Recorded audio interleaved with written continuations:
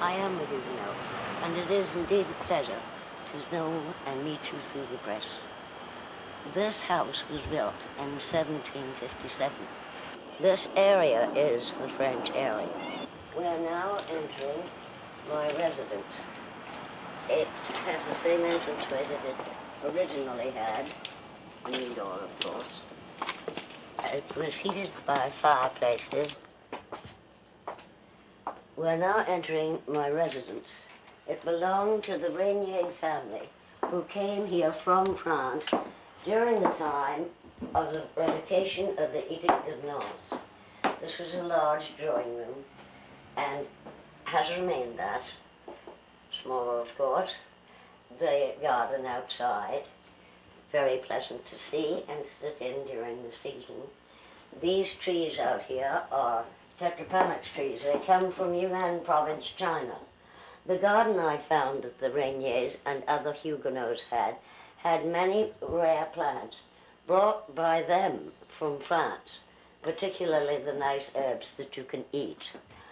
They were industrious. They made many wonderful dishes and planting gardens so that they could have their fresh vegetables. They valued fresh vegetables and fresh food very much and prepared it as often as it was prepared in France.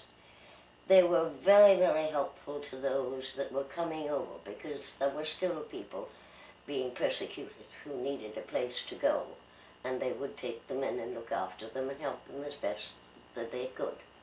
They were a great asset to what this land has become because they were loyal people and cared. They protected the things that they had. The church was their great love, and they took beautiful care of it, and the services were very interesting. They had an annual service every year, which was in the spring, to be certain that they'd gotten through the past winter and gone through to the spring.